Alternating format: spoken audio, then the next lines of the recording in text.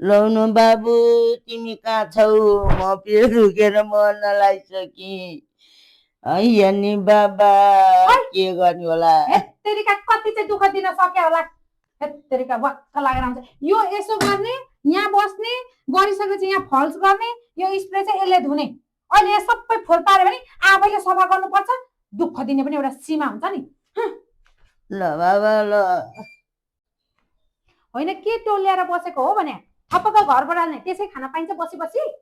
मलाई कस्तो ढाड दुखिरहेछ, हात पनि हेर नि यस्तो दुखिरहेछ।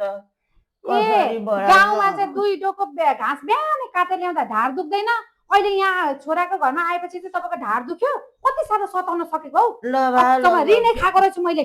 थपक्क त्यो बढालेर आउने। कस्तो मिठो है बिरयानी। खा खा मजाले खा, भान्जालाई राखिदिएछु। अहिले अहिले त्यसलाई खुवाउँला, अहिले फेरि बुढीले देख्यो भने के भन्न थाल्छ। खा खा छिटो खा। ल ल आमालाई नि दिएको भए हुन्थ्यो, तैँले अलिअलि।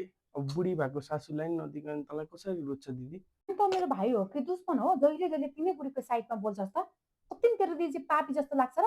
बेहुरा हुनु पर्यो नि ती बुढीको। अचम्म छ कहिले भएको। बाबा नकराइकन खा, कति मिठो है।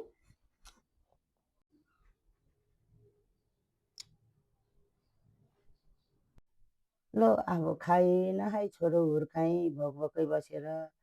छोरो कमाउने भयो खाउँला, बुढेसकालमा भने भोकै बस्नु पर्यो। कस्तो अभागी रहेछु म। यी आमा लाउनु फलफुल खानु। अहिले फेरि दिदीले देख्नुभयो भने मार्नुहुन्छ, छिटो छिटो खानु है। ल बाबु एउटै कोखबाट जन्म्या तिमी त्यस्तो छौ, दिदी त्यस्तै छे, के गर्नु होला बाबा? दिदीलाई सम्झाउ है। अब खोइ आमा, हामीले यस्तो होला भने सोचे नि थिएन, जति भन्दा पनि मान्दैन। आमा खानु है, अहिले दिदीले देख्नुभयो भने मार्नुहुन्छ। म गएँ है त। हस्।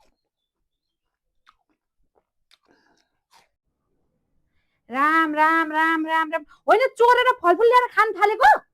आम्मा होइन माग्नु पर्दैन, फ्रीमा आउँछ यो दिनमा 4 चोटि खानलाई। अघि दिएको होइन मैले अलिकति?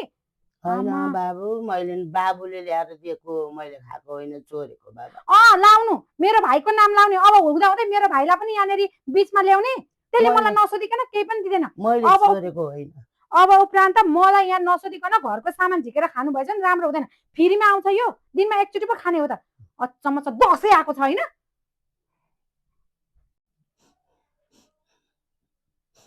हेलो आमा दर्शन, छोरी दर्शन। 4-5 चोटि फोन गर्नु भएको रहेछ आमा, के काम परेर